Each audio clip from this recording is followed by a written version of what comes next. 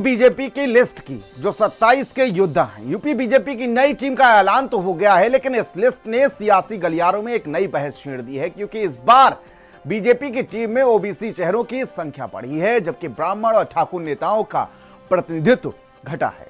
ऐसे में सवाल उठ रहा है, क्या बीजेपी ने 2027 के महासंग्राम से पहले सपा के पीडीएफ फॉर्मूले का जवाब अपने अंदाज में तैयार कर लिया है?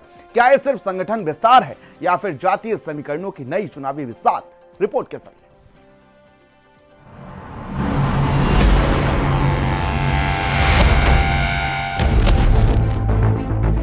2027 का रण अभी दूर है, लेकिन उस रण की बिसात बिछनी शुरू हो चुकी है और इस बार लड़ाई सिर्फ नेताओं की नहीं, जातीय समीकरणों की भी है। यूपी बीजेपी ने अपनी नई टीम का ऐलान कर दिया है। 64 पदाधिकारी, दर्जनों नए चेहरे, लेकिन इस पूरी लिस्ट में सबसे ज्यादा चर्चा किसी नाम की नहीं बल्कि जातीय गणित की हो रही है, क्योंकि इस बार ओबीसी नेताओं की संख्या बढ़ी है और ठाकुर ब्राह्मण नेताओं की संख्या घटी। यानी कि जिस पीडीएफ फॉर्मूले के दम पर समाजवादी पार्टी मैदान में उतरने की तैयारी कर रही है, उसी ढर्रे पर बीजेपी भी चल पड़ी है। ऐसे में सवाल है, क्या बीजेपी ने पीडीए का जवाब अपने अंदाज में तैयार कर लिया है? क्या यह सिर्फ संगठन विस्तार है या 2027 के चुनाव का ट्रेलर? बीजेपी की नई लिस्ट का ऐलान हुआ, 64 नाम सामने आए, लेकिन जैसे ही सूची बाहर आई, सियासी गलियारों में चर्चा शुरू हो गई, क्योंकि इस टीम में सिर्फ चेहरे नहीं बदले, समीकरण भी बदले हैं। पिछली टीम में ओबीसी नेताओं की संख्या 16 थी, अब बढ़कर 25 हो गई है। वहीं ठाकुरों की संख्या 7 से घटकर 6 और ब्राह्मणों की संख्या 8 से घटकर 7 रह गई है। यानी संदेश अब साफ दिखाई दे रहा है, बीजेपी अब सामाजिक समीकरणों को नए सिरे से साधना चाहती है। समाजवादी पार्टी पीडीए यानी कि पिछड़ा दलित अल्पसंख्यक की राजनीति को धार देने में जुटी है। अखिलेश यादव हर मंच से पीडीए की बात कर रहे हैं और अब बीजेपी की नई टीम को देखकर राजनीतिक विश्लेषक सवाल पूछ रहे हैं, क्या बीजेपी ने भी ओबीसी वोट बैंक को लेकर अपनी रणनीति बदल दी है? क्या 2027 में हिंदुत्व के साथ साथ सामाजिक प्रतिनिधित्व का भी कार्ड चलेगा?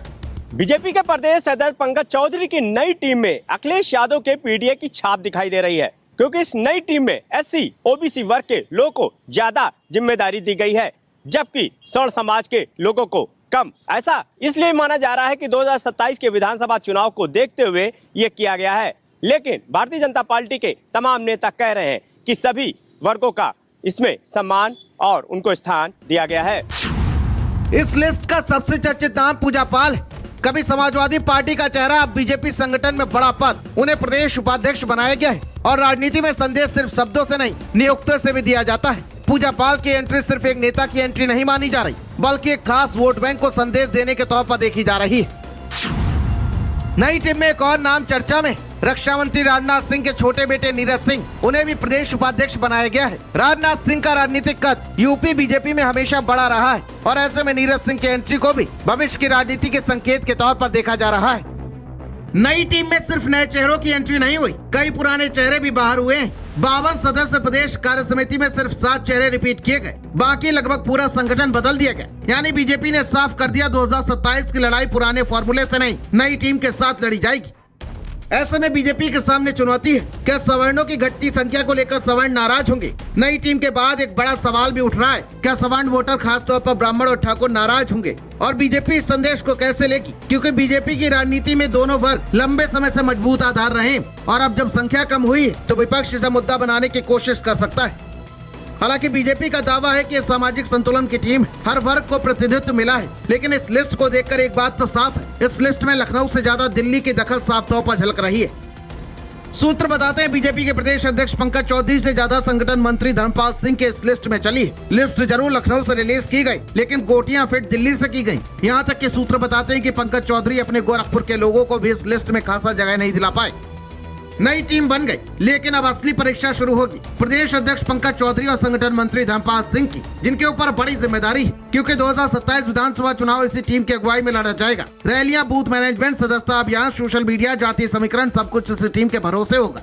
उत्तर प्रदेश में होने वाले 2027 के विधानसभा चुनाव को लेकर आज भारतीय जनता पार्टी के प्रदेश अध्यक्ष पंकज चौधरी ने अपनी नई टीम का ऐलान कर दिया। इस टीम में क्षेत्रीय, जातीय, राजनीतिक और सामाजिक संतुलन को साधने की कोशिश की गई है। इस नई टीम पर जिम्मेदारी होगी कि कैसे 2027 के विधानसभा चुनाव में वो बेहतर परफॉर्मेंस करते हुए सरकार बनवाने में अपनी जिम्मेदारी का निर्वाह करे।